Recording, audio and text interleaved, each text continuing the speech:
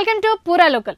Pope Francis అస్తమయంతో 130 కోట్ల మంది ఖ్యాతిలికుల్ని ప్రాతినిధ్యం వహించే వాటికన్ చర్చ్ తదుపరి అధిపతి ఎవరన్న దానిపై ఆసక్తి నెలకొంది. ప్రస్తుతం ఉన్న కార్డినల్లో ఒకరు ఆ పదవిని చేపట్టే అవకాశం ఉంది. దీనికోసం శతాబ్దాలుగా అనుసరిస్తున్న రహస్య ఓటింగ్ విధానంలోనే కార్డినల్లు కొత్త పోప్ను ఎన్నుకోనున్నారు.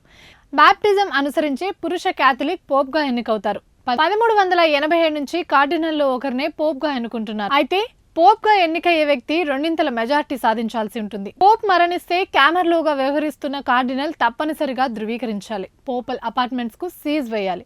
కొత్త పోప్ వచ్చే వరకు ఆయనే వాటికన్ బాధ్యతలను చేపట్టాల్సి ఉంది. ఐర్లాండ్ లో జన్మించిన అమెరికన్ కెవిన్ ఫారెల్ ప్రస్తుతం అక్కడ బాధ్యతలు చూసుకుంటున్నారు. పోప్ మరణించగానే కొంతమందికి మినహా మిగిలిన వారందరికీ వాటికన్ పదవులు పోతాయి.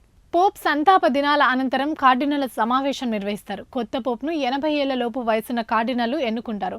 నిబంధనల ప్రకారం వారిలోనూ 120 మందికి ఓటు హక్కు ఉంటుంది. కానీ ప్రస్తుతం 80 ఏళ్ల లోపు వారు అక్కడ 135 మంది ఉన్నారు. పోప్ ఎన్నిక కోసం సమావేశం జరిగే సమయానికి ఈ కార్డినల్ల సంఖ్యలో మార్పులు కూడా చోటు చేసుకుంటాయి. అసలు ఈ పోప్ ఎన్నిక ఎలా జరుగుతుందో తెలుసుకుందాం.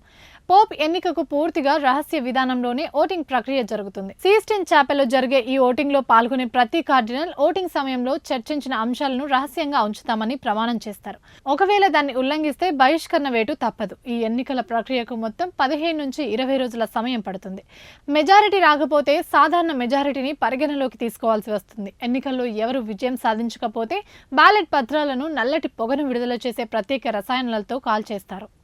అలా కాకుండా తెల్లటి పొగ వెలువడితే పోప్ ఎన్నికైనట్లు సంకేతం. బయట ఉన్న వారికి ఎన్నికల ఫలితం తెలియజేయడం కోసం ఈ విధానాన్ని వినియోగిస్తారు.